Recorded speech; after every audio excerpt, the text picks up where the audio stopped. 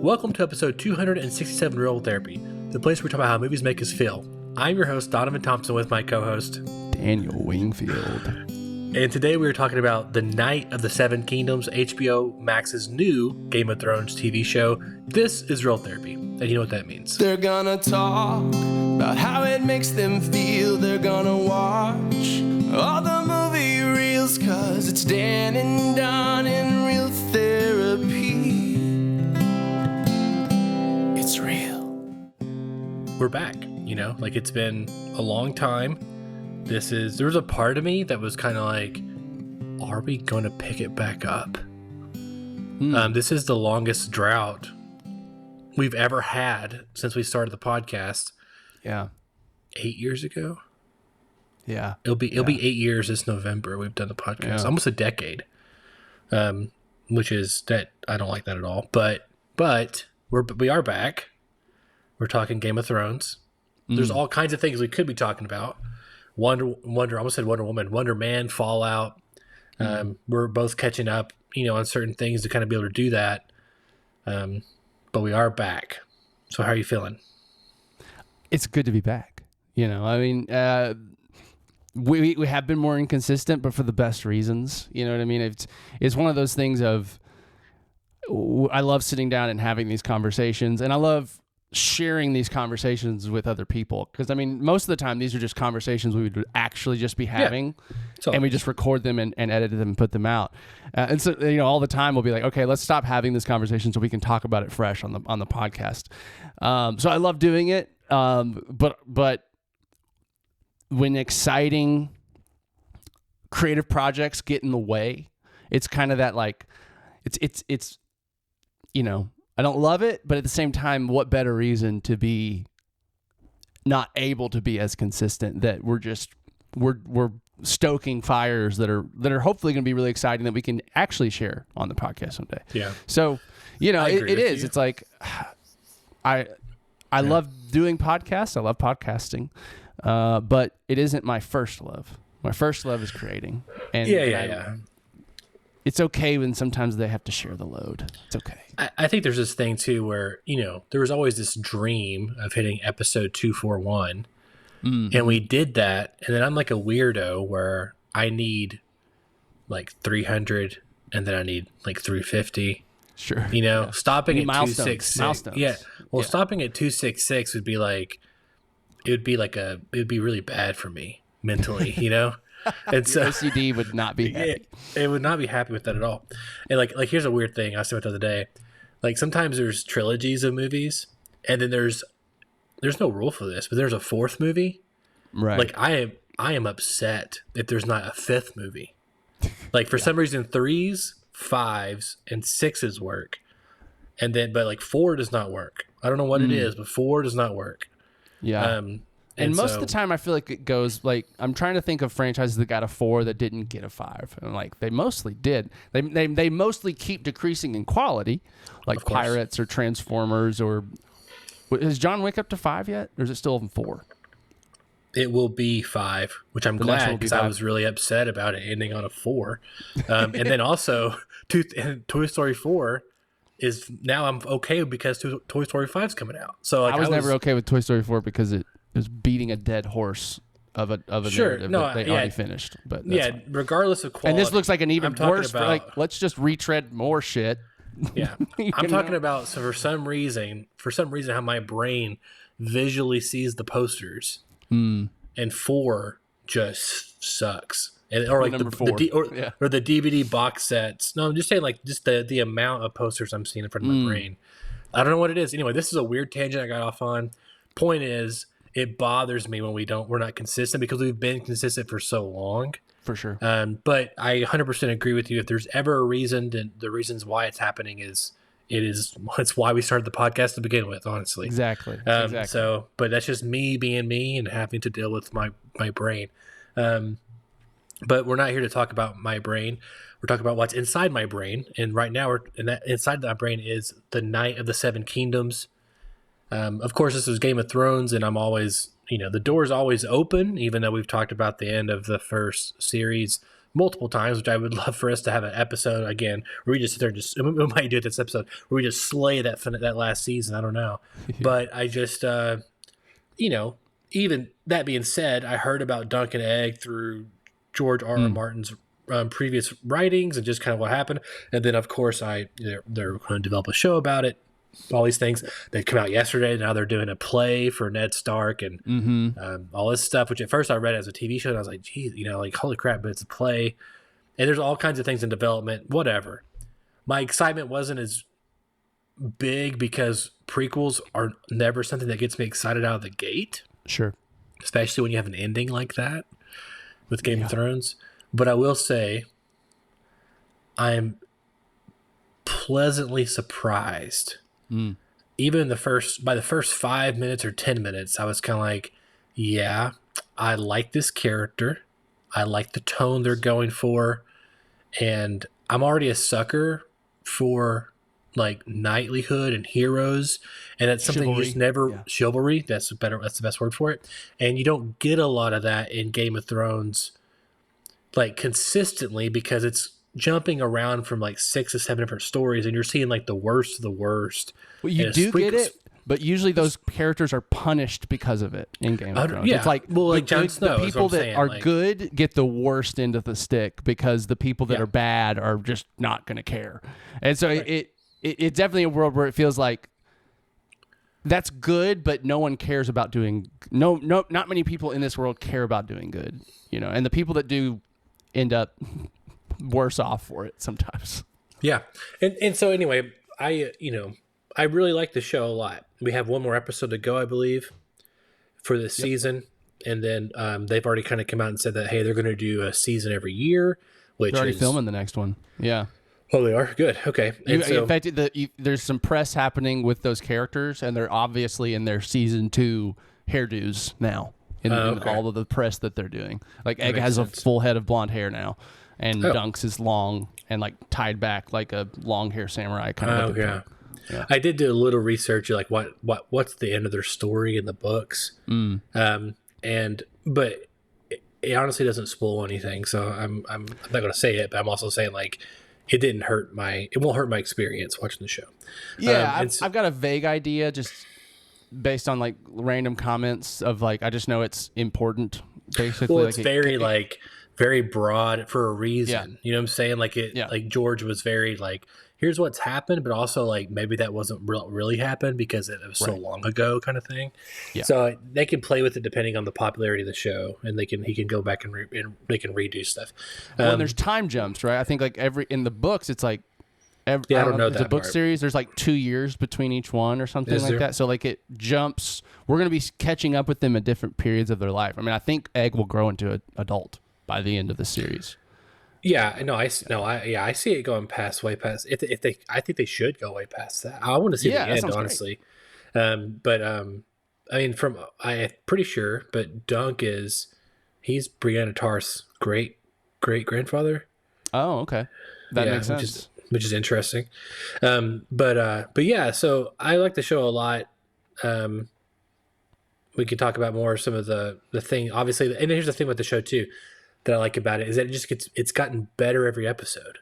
I think like they introduce certain characters like the guy who Baylor or Balon, whatever, in the tent, and they dance together. The long-haired dude that's kind of party animal guy. Yeah, where he just kind of sees like this guy's interesting, so I'm going to talk to him, even though I'm like way above him, like status-wise.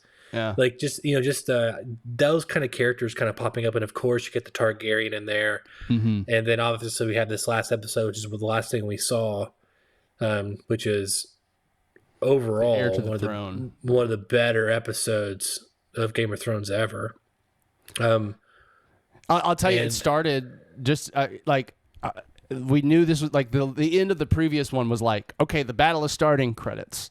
And so we knew this was starting, and it did for a second. I was like, what are you doing to me? Because it starts the battle and then basically immediately jumps to a flashback. And at first I was like, it better not be that the battle happens really the next episode like that. I was like, is this a Game of Thrones like penultimate thing where it's like, let's just take a detour, but it doesn't. I was thinking the same thing. It keeps it relevant. It kept it short, and it gets back to the battle, and then the battle is just good. I mean, Game of Thrones, the original series, for all its problems, it really upped the ante in terms of like depiction of like medieval battle. Like I felt like watching this battle. It was just like this like it's a nightmare. Like, you can feel how chaotic, how random, how like anyone that survives this, it's just chance. Like there's you know what I mean? Like it's just crazy. I think my favorite thing about it visually was when he falls and the mud goes into the helmet. Yeah, the way that like when the mud going in there, I was like, that's genius. I've never seen that before, and that obviously I knew this, but that kind of thing just reinforces it 10 times over. Is that those helmets, while they do protect your skull, kind of, like we kind of saw, that it's really not helpful. It's not tactical at all in terms of, it's not going to help you visually. It makes it you're like worse. Looking at this tiny little slit and then just trying to figure out where everything is. Like it's like, again, it's not precise. It's not fluid and elegant. It's brash and just flinging things up against each other and just like, and I think too, like it also, it was interesting because Dunk, he talks about his knightly skills up to this point of, he's a good knight. This is the first time we really see him battle though at all.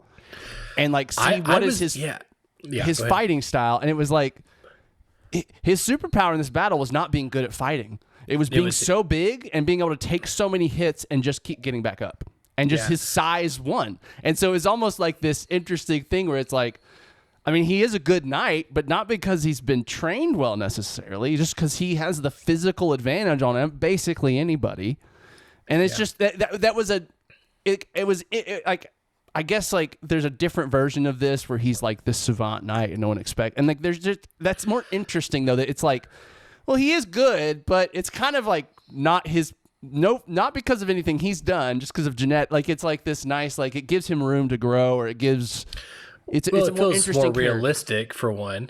Yeah, but I agree. Going in, there was a version of that. I was on that version where I was like, I would like to see this where he's kind of like the bumbling idiot and everyone kind of looks down on him, and at the but he actually is a good fighter. I was kind of looking forward to that, but because they took that aspect away, but because they gave his admiration for his mentor, and it's kind of like a Rocky. I can't even think Rocky's trainer now. Mickey. Yeah. It's like a Rocky Mickey situation where he's like, get up, and because you're getting that and just the willpower, that superseded my want to see the badass knight. And so I was like, oh yeah, this is cool. How far this series is going, I know we're going to get there. Like at some point, he's going to be a badass. He's going to be amazing at fighting and having the physical advantage, right? And so I like that, it gives us room to get there. But you're right. I mean, I really did like the whole get up thing happening. Like that felt nice and good. To me, again, I felt the same thing. As soon as we jumped to the flashback, I was like, oh god, it better not be next episode. I'm getting the fucking fight. Yes. And also because whenever you do this thing where you're cutting back and forth between fight and flashback, the flashback can be like, it has to be done really well, or you're just wanting to get back, because I just want to get back to the fight, right? I just want to see the fight happen. Yeah. And for me, the first half of the flashback was kind of a little bit my fear, where we're getting him as a kid and there's this other girl, and just kind of, and that feels kind of slower, and just I didn't love it. I resonated way more with the second half where he's following the mentor. And again, all in all, it was fine. Like it didn't end up, the end saved the beginning for me. Right. But anyway, we're talking about I'm okay talking about just the last episode because it kind of just there's not a whole lot happens in the whole show, right? Like they're 30-minute episodes, all building some longer, shorter. Yeah. It's all been building to this. Yeah. Yeah. And so, but just seeing like him following this guy who's also like a bumbling, there may be a version where this guy was a great knight at some point, but it seems like he was just kind of, I don't know. Like it's fun because he's not suave, he's not particularly kind or empath. Like he is noble, but he is so rough around every edge that you can almost miss the nobleness. And I think that's kind of what they brilliantly did too up to this point is like Dunk kept telling us that he was a noble knight and he was a good knight, but all the flashbacks up to this point, it was just making him look like a slob. Like just like I get drunk every night. I have sex with whoever wants. Like I'm like barely living. I'm barely getting by, and I don't really care. And like you never he kept saying no. He was a noble knight. He was a noble knight. And then we kept getting these scenes that were like, I don't know, Dunk. I think you may be like trying to make this up for your past or whatever. But then this one shows his nobleness. No, he is noble. He saved Dunk's life. He didn't have to. Now he goes right back in the bar and starts drinking again afterwards. Doesn't really check on him. You know what I mean? So it's like, it's like this, like he is so one note this night. He's a really, it doesn't seem like he has any goals other than to keep getting drunk, keep finding more food, just to exist until he doesn't. You know what I'm saying? Like it's not even that he's trying to prolong his life. It's just that his life keeps getting prolonged, you know? So, he's just this, and it was interesting too. Him singing in Dothraki in the flashback. Yes, that was cool. Like, I did like that. That's just a I fun only wrinkle knew that because the subtitles. And I was like, oh yeah, I know, me too. And my wife needs to watch everything with subtitles these days. So mine too. Yeah. What's unfortunate, what really pisses me off, is that now I watch that without subtitles, and I don't like saying this. You like miss them. A smidge sometimes because I can now understand everything they say. I know, but especially with shows with accents. Vision. Like Dunk has a strong accent, and sometimes the subtitles are nice to understand that hard Irish. Yeah, you know. I need it either really loud or I guess subtitles. I guess I'm just fucking old.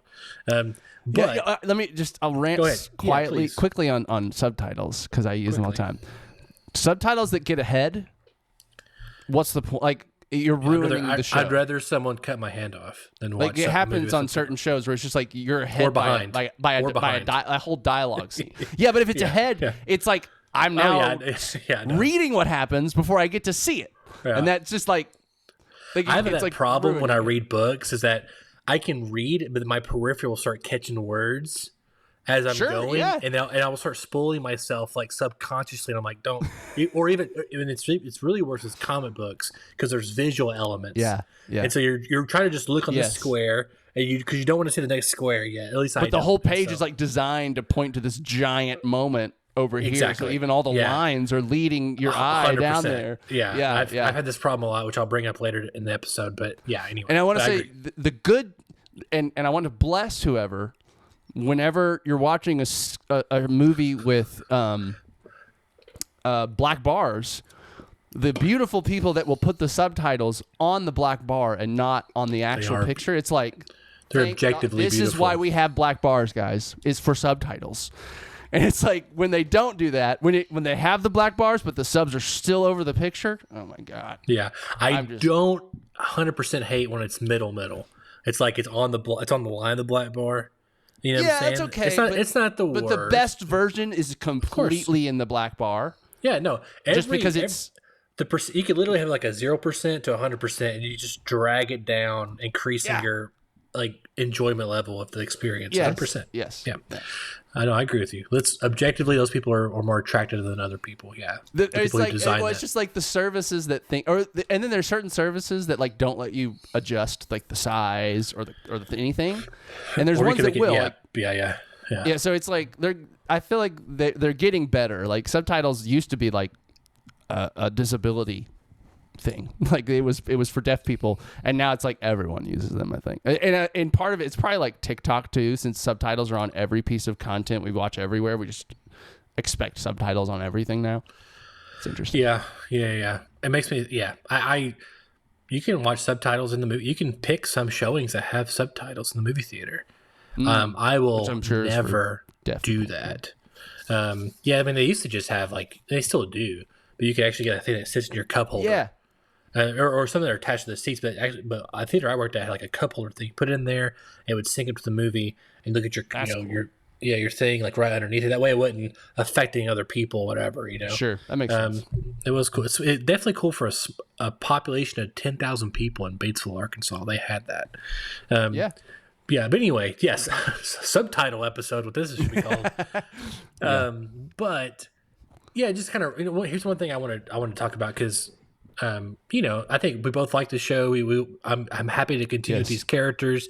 There's not just a tremendous amount you have to talk about plot wise because they are shorter episodes.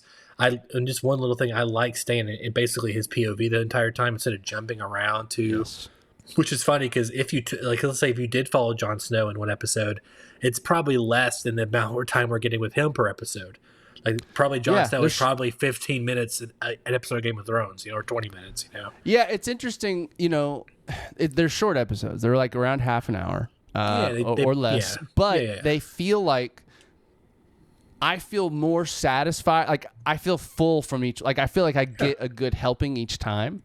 Like I don't feel like I'm like, oh, was the shortest episode ever. Like some shit. Like I remember there's some Peacemaker episodes in season 2 that was just like, it's over. Like that feels like we did half a beat, half an episode worth of content. And this one, it feels like every episode we're making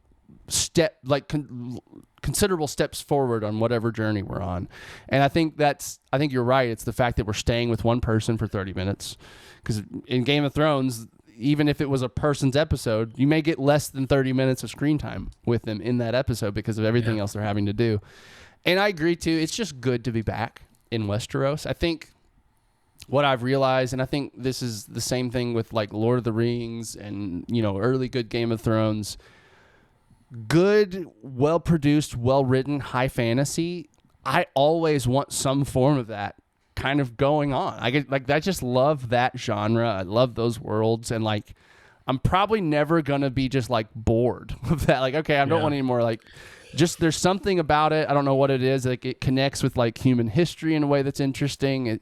It just transports you to a different time that feels familiar but still interesting. I don't know, but I'm just mythical, man, it's good. And it's good to be back in a knights and dragons and mystical place.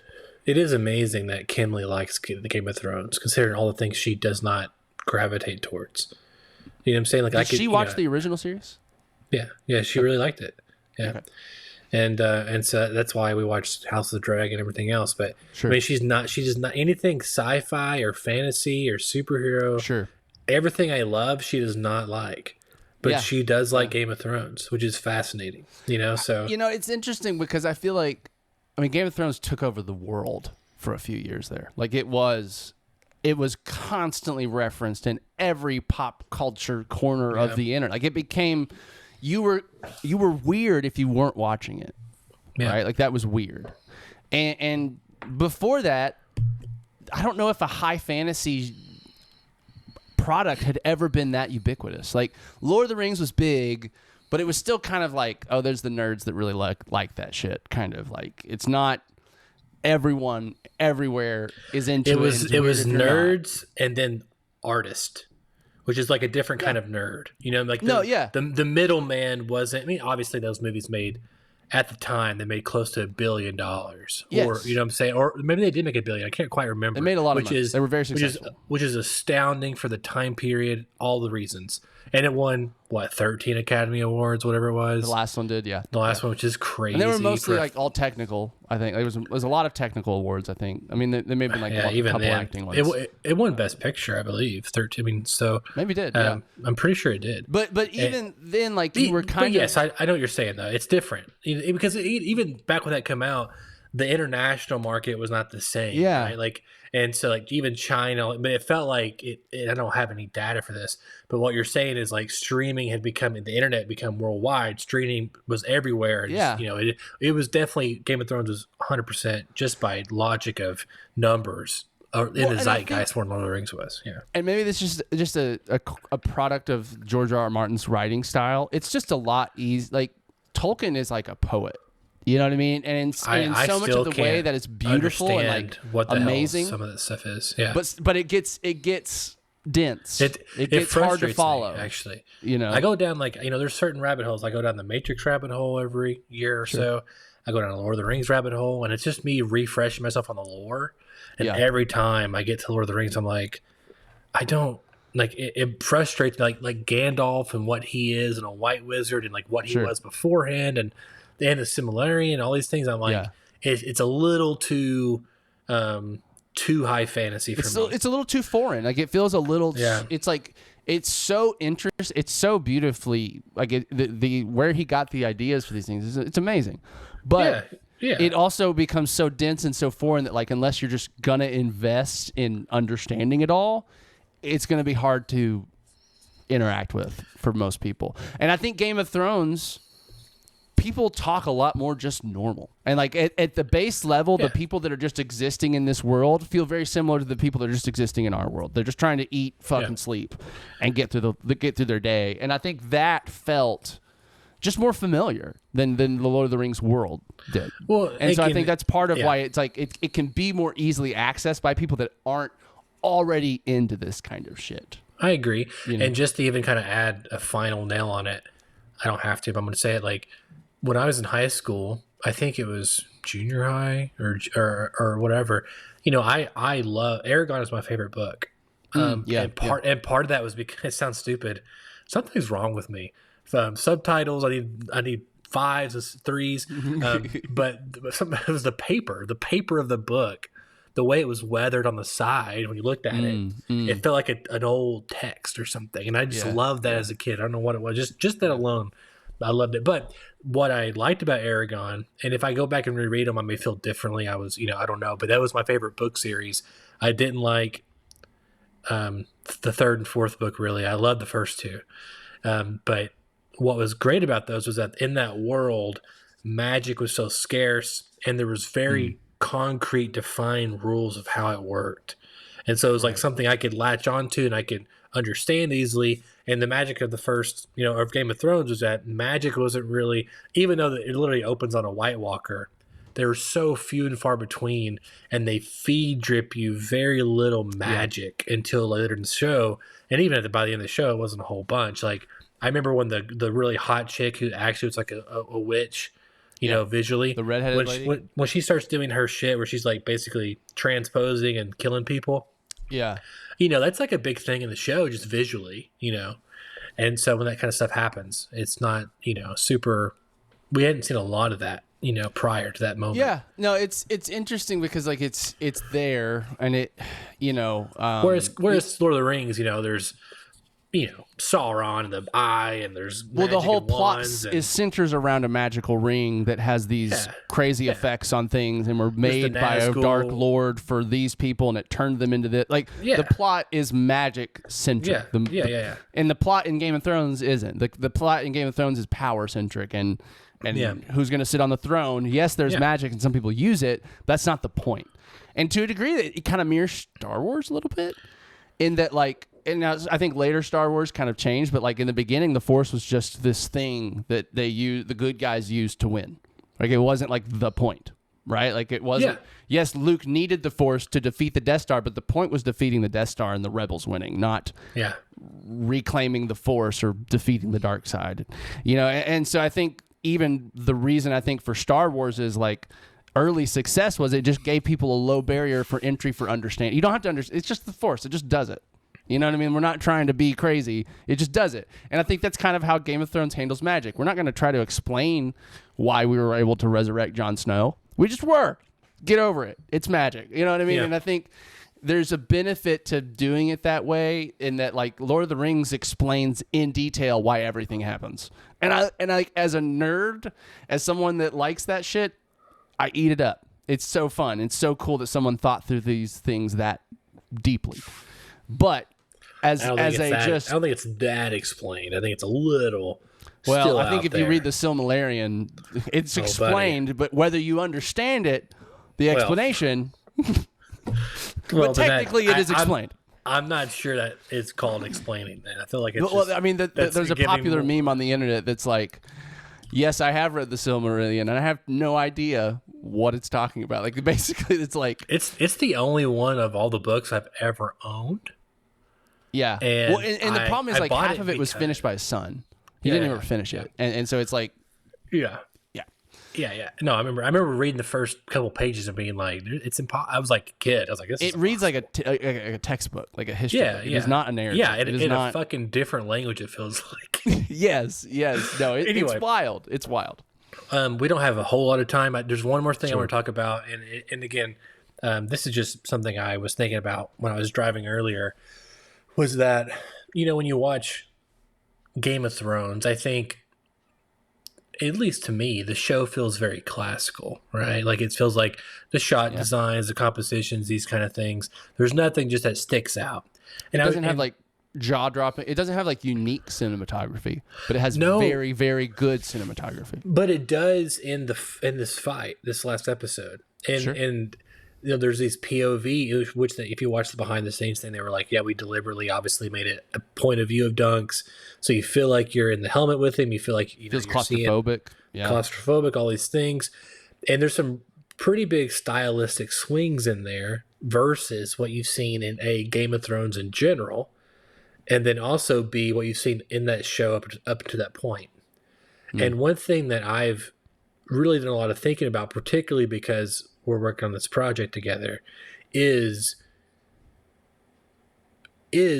okay, you have, let's say we work with people that we really admire and they've done really good work and they can do any version of whatever of spectacle we want. Do you want, I can see a version where your director comes in and goes, hey, I want to do something that's never been done before. Because we want to be different and stand out, and we want to do the crazy, let's just say John Wick example. We want to do the craziest John Wick thing ever, even if it doesn't fit within the cinematography of the rest of the movie. Sure. Which, this is what the kind of Game of Thrones does. The way they shoot things in that fight is not indicative of the rest of that show, or quite frankly, most of the series up to this point. And I was just kind of thinking about when that's okay and when it pulls people out. I don't really have a question here, other than my instinct is, even though I really liked that episode, I would go over a more Spielbergian approach where I would want it to be invisible, because that it does, even though it was fun and it stuck out to me, it feels like it feels like a blemish. Like it feels like it's like a really pretty painting, but this spot might be prettier than the rest. You know what I'm saying? And it feels kind of like, even though it's really cool and pretty, it doesn't feel like a complete piece, I don't know. And I don't have a question, but it's more of an observation. Yeah. I mean, I'll be honest. That didn't hit me that way. I didn't like it. It felt good, but it didn't feel like that. And to me, it's like, that's how I would have done. I no notes. Basically, I like it. And to me, I think it's all about narrative. It's all about, why are you doing it? And it's the same thing with editing, right? Like, you can make jump cuts if it benefits the narrative, right? You can break the 180-degree rule if it benefits the narrative. Like at the end of the day, if it makes the emotion and the moment feel more engrossing, more entertaining, more whatever, it's the right decision. And I do think, I don't know how, like I watching that fight, I felt like I was like, it really gave the impression of like, how does anyone survive this thing? How does anyone be in this tiny helmet, barely see anything, and succeed at all? Sounds like your AirPods just went out. They did. They did go out. Yeah. So anyway, yeah. No, I hear you. Turn down your speaker again, and can you turn down your speaker? I'm getting an echo. I can. Yeah, sorry. No, it's not. I don't think I'm not saying they did anything wrong. I'm not saying that. I am saying that it's just something that stuck out to me. It's something I'm wrestling with as we're working on this project. Sure. And I just thought it was an interesting observation. And I bet there's probably what's that downside is that the show is really good. And then that fight scene was really good too. So it just kind of, they both feel good, even if they don't feel exactly like the same. And so sure. I bet there's really great examples of both versions. There's one where the meat of things are not great, and then this is really crazy in this fight sequence or whatever. And it makes the other part stick out even worse. You know what I'm saying? So like, sure. It's just something I'm just thinking about on the drive earlier, and I was like, I'm going to ask him just how he felt about it, or even if you even noticed. Yeah. Anyway.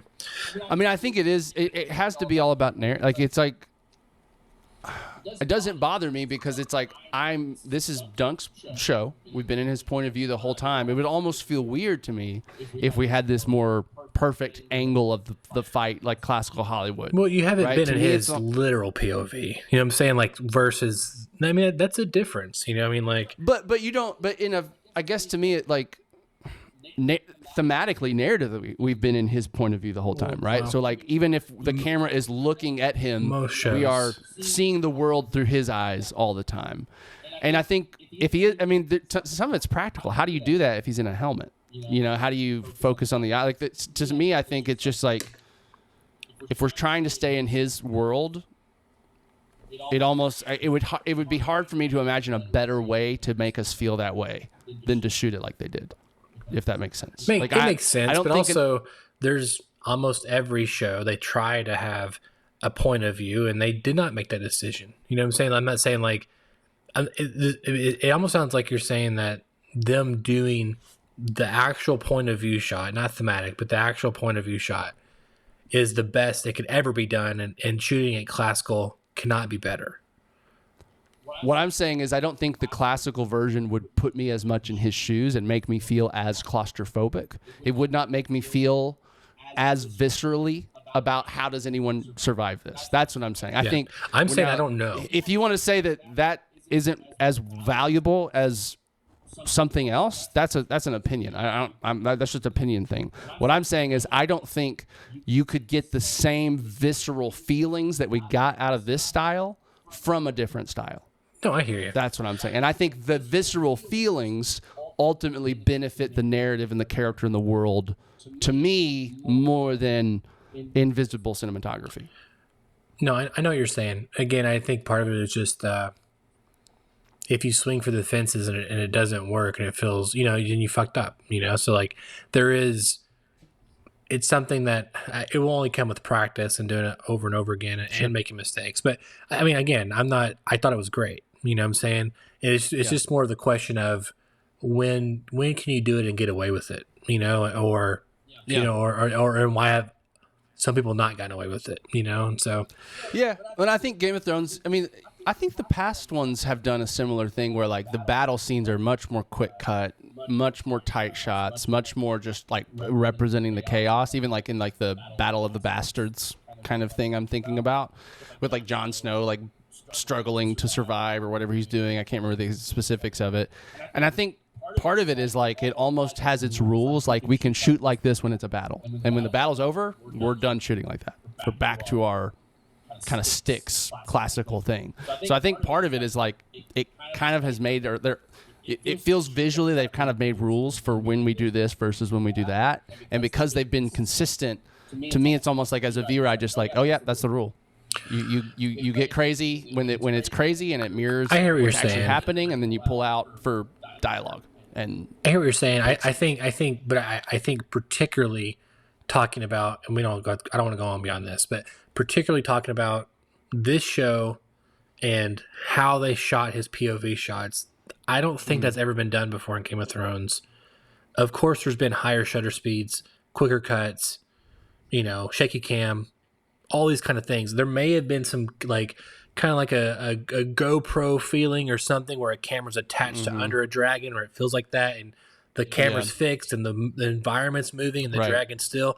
There may be things like that, especially in House of Dragon, if I'm remembering correctly. But you know, I just think it's interesting. You know, it's not negative. It's just an observation. Yeah. Before we go, we'd like to highlight one last thing that may or may not be movie related. Daniel? I am bringing back an OG. It's not anything new. It's just what I've been investing my free time in and just my kind of playtime. Mass Effect. Where's that? Just got back into it. I don't know what it was. I mean, I was playing these big, you know, RPGs. I was playing Rogue Trader. I was playing Pillars of Eternity 1 and 2. I even replayed Avowed. Just it was all happening at the same time. And I was just ready. I was wanting another big, meaty universe, characters, decisions kind of thing to jump into. And I just was like, I've only played Mass Effect 2 and 3 once. You know, I've played the first one several times, but I'd never played those. And I felt like the first time I went through it, I was a little bit rushed. Like I was just like, I need to get this off my like list of games I should have already played before, and I don't have any cultural touch points for, so I'm just gonna kind of go through it quickly. And this time it was just like, no, I'm gonna do everything. I'm gonna do anything and everything. Like, you know, if things are tedious, like I didn't do the freaking Firewalker shit. Like I don't want to drive the vehicle for bonus XP. Here's why I can't play RPGs, and this. Hey, there's a theme this episode, Daniel, of my fucking brain. Yeah. It's because of Mass Effect 2. And that's because I mined every mineral out of every planet in that game. I spent 50 hours just I have it clocked. 50 hours just mining minerals. Yeah, that's and wild. that is just, it's a circle, and you're just doing a this little completionist thing on it, and you're just, yes, I know. And I used to make jokes like call me Galactus. I used to basically I'm Galactus before I started. I'm like eating every resource of every world in the galaxy. It's all gonna be mine. I'm a psychopath. Yeah. And there's definitely there's only so many upgrades. Like you don't really need them. Like after 5 hours, you don't need it. You have to do just enough to get the true ending. That's it. But yeah. No, and this time I got maximum war score. I had all of it. The first time I think I hadn't for whatever reason in Mass Effect 2, if you don't resolve Legion and Tally's argument, you can't get the good ending in Mass Effect 3 for them.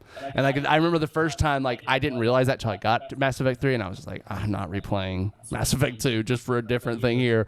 And so, but this time I went into it, I was like, yep, doing everything, doing all the things. Now I still somehow I did every loyalty mission. I still on the first time I did the ending, Morden died just because I took the wrong people to the end versus holding the line. It was like, oh my god, that was a little annoying, and I had to redo it to keep him alive because I was like, the game never gave me any indication that was what would happen. It just is like, oh, you didn't know, consequences, bye. I mean, saving the Solarian, I think it's Solarian, and 2, and then of course going to it's the Krugen, his planet. I think the Tuchanka, the ending of the Genophage, Morden's moment there is still. Yeah, is it? It's not Rex in 2. Who's the? It's a new Krogan, right?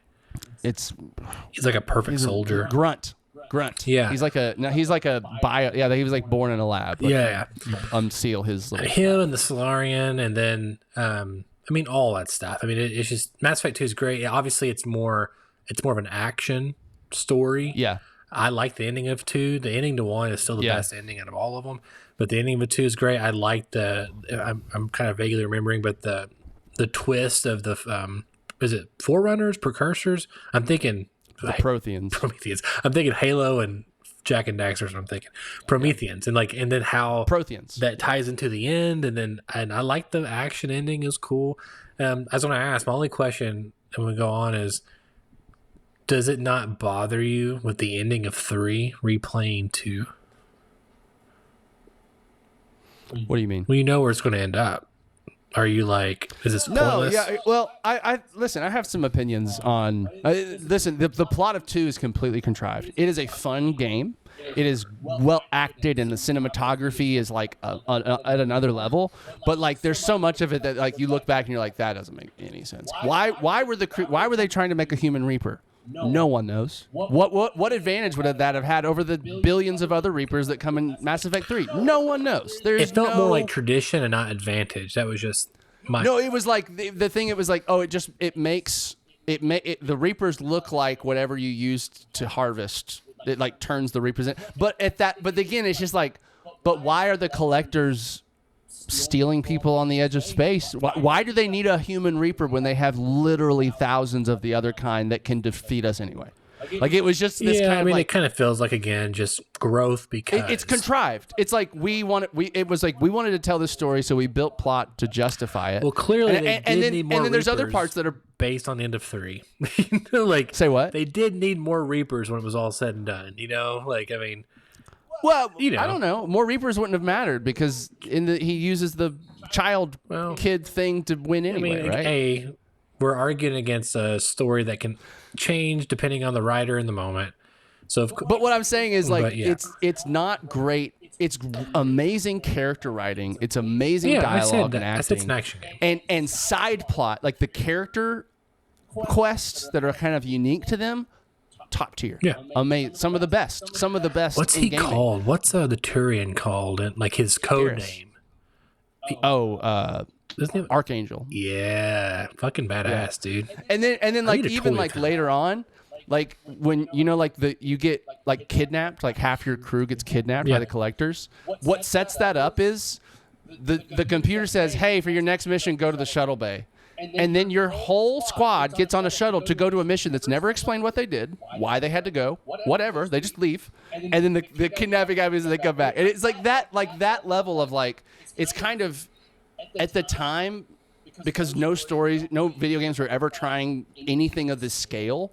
It's not something you really noticed because you didn't have, like, you were kind of being carried along by the cinematic spectacle of it all and like the fun parts. But I think it's like when you look back on it, you're like, wow, okay, that as a universe lore level, that plot makes no sense and honestly doesn't seem to have an impact on the ending, right?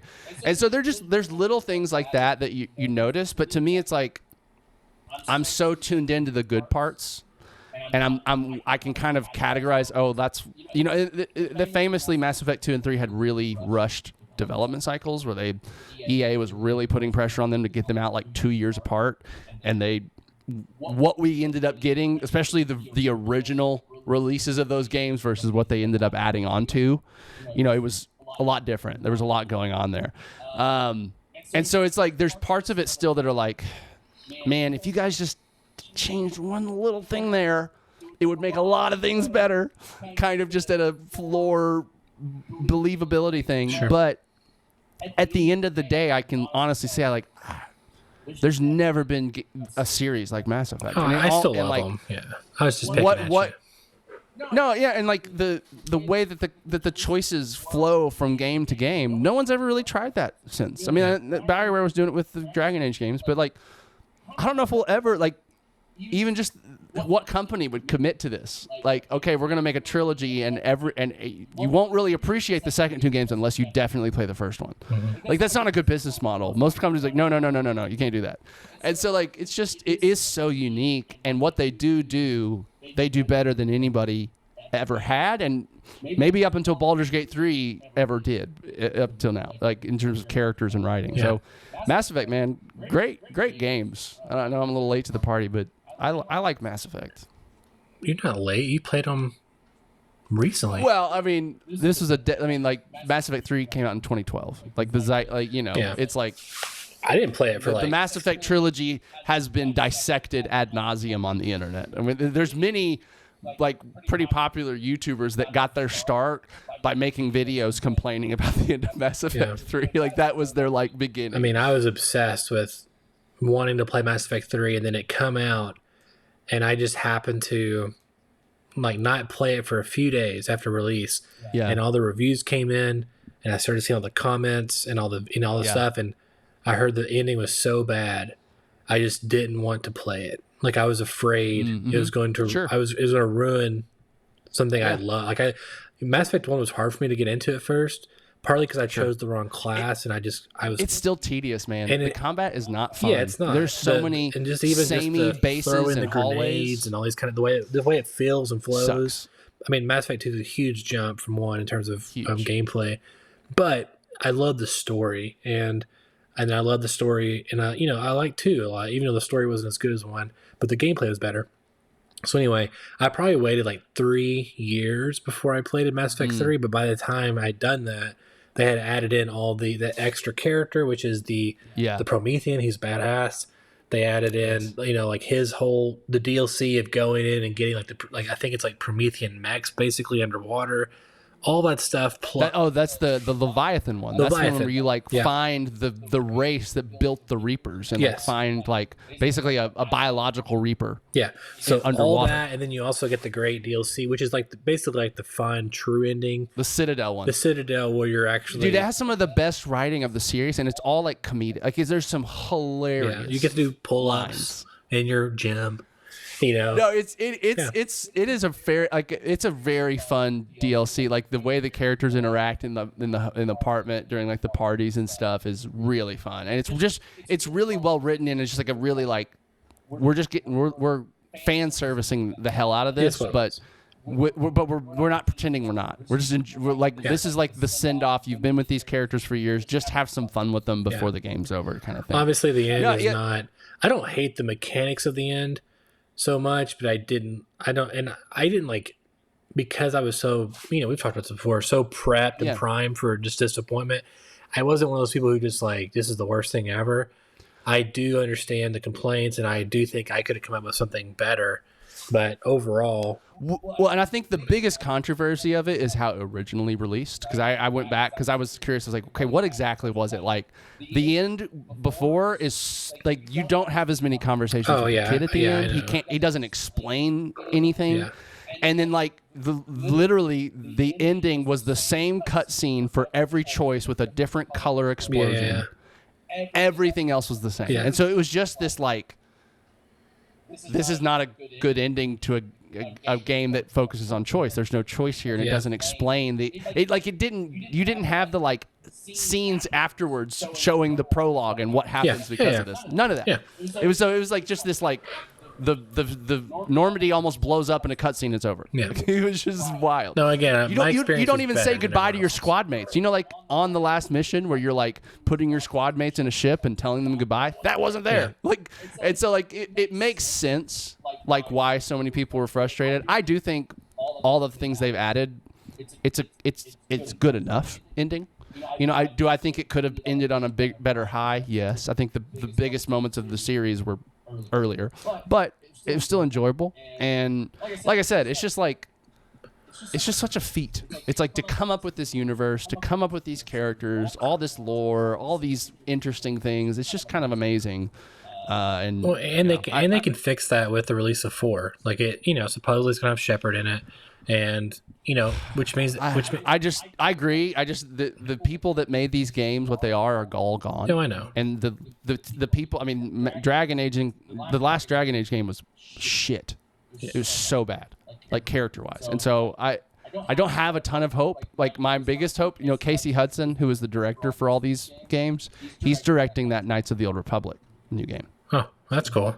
And so that's when I'm on like, I cannot wait to see what he does, because he was the mastermind behind all these, right? Yeah, I mean, Mass Effect to me is, if you look at like Star Wars and Star Trek and all, it's like the most fleshed out. It's the best sci-fi universe I've ever been in terms of like in terms of species and their lore, just how cool they are, and like even the Citadel, the mechanics of all that stuff. And I mean, to me, it's the pinnacle.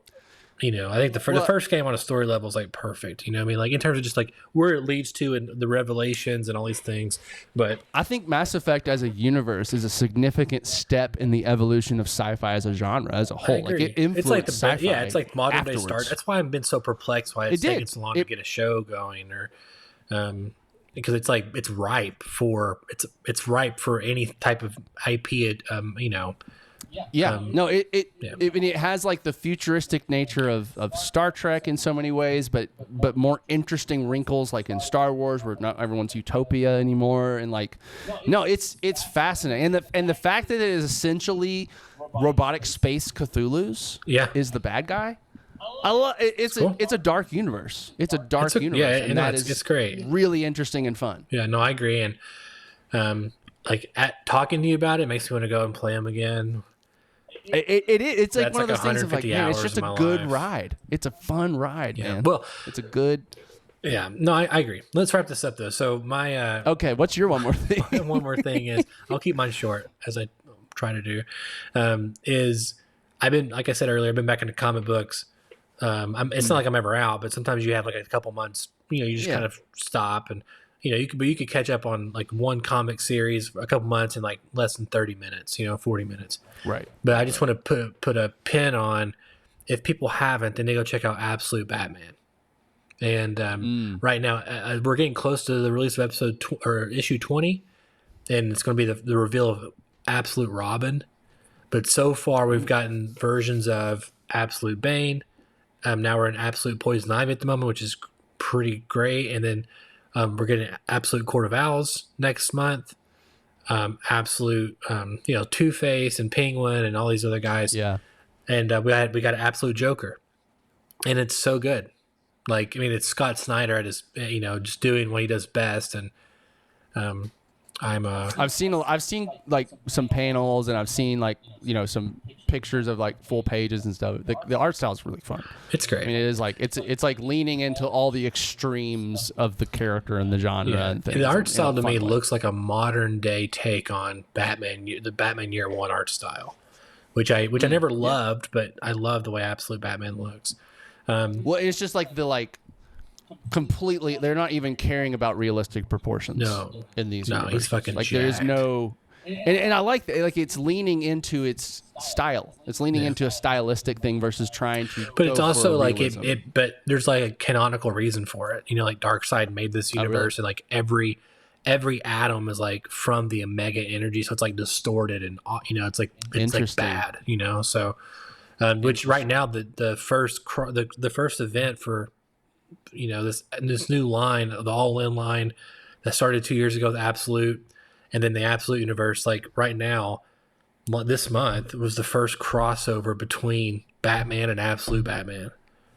Ooh, and it was a very fun. It was only a couple of panels. This is it was Absolute Batman and Wonder Woman and Superman versus our version of the counterparts. Yeah. And this big and even Homelander was in this event. It was like this weird. It's like this crazy thing happening where Is The Boys a Marvel comic? No, it's not. It's not a DC comic. Yeah, I thought it was independent. Or it is. It's Dark Image. Horse It's Image. Image. Yeah. And so not Image. Sorry, it's Sky. It's Skybound. It's like Invincible, I believe. Right? I think it's some people who did it. I think that's true. I could be wrong. Maybe it's Image. Regardless, Scorpion and Sub-Zero's in it. Annabelle, which Warner Brothers owns, which also owns DC. She was in this it was like there's one shot of even character? Different universes from other IP are coming into this event. Oh wow! The point of the event was Darkseid. He because of what happened with the Justice League, them stopping him, basically it kind of splintered and created the Absolute Universe. And but the Darkseid did it and for a reason to build up enough energy to basically become one of everything. Sure. Imagine becoming a god that just absorbs and kills everything, right? And so the event is the culmination of the last 2 years, and it's really fun. It's seeing Batman and him look at each other and talk to each other and comment on stuff, and there's everyone had this commentary whenever Absolute Batman came out where his shield looks like it's an axe. It's an odd looking bat symbol. And everyone just trashed it until, of course, they read the comic and they love the character so much they don't even care anymore. When they meet, Batman's like, "That's the worst looking symbol I've ever seen." Bat symbol I've ever seen. And Batman, Absolute Batman, basically makes all his spikes come out, and he looks just monstrous. He's being controlled by Darkseid. He's like, "How does it look now?" And Batman's like, "It's growing on me." It's just this cool. It's just great. Little meta commentary. It's great, And so anyway, it's very fun. I'm looking forward to seeing how Scott Snyder's writing that event also. And it's just this. Nice. It's just this fun event that's kind of more about people. It's basically who would win in a fight, but an event. It's cool. Yeah. I didn't like the idea of it, but I like it as I'm reading it. Anyway, Absolute Batman. If you haven't checked that out, I highly recommend it. It's we're only 20 episodes or almost 20 issues in, so you can jump on and start with a brand new universe. And you don't have to know 70 or 100 years of history to get what's going on. So. Right. Anyway, I'm excited to watch the next episode of Night of the Seven Kingdoms. I'm excited to talk about Wonder Man. I really want to talk about that one. Of course, I will hopefully finish Fallout Season 2 relatively soon, and I'm sure there's 1,000 other things around the corner that we can talk about. I'm sure Reese will want you to take him to go see Super Mario Brothers 2. I really want to see Project Hail Mary. It's getting a lot of great buzz. Just had this review embargo drop yesterday, I think. But anyway, My name is Donavon Thompson. I'm Daniel Wingfield. And we'll see you at your next session. Real Therapy is brought to you by 241 Studios and viewers like you. Thanks for stopping by. Remember to tune in every Friday at 3 p.m. for a new session with Daniel and Donavon. And remember, they're gonna talk about how it makes them feel. They're gonna watch all the movie reels, 'cause it's Dan and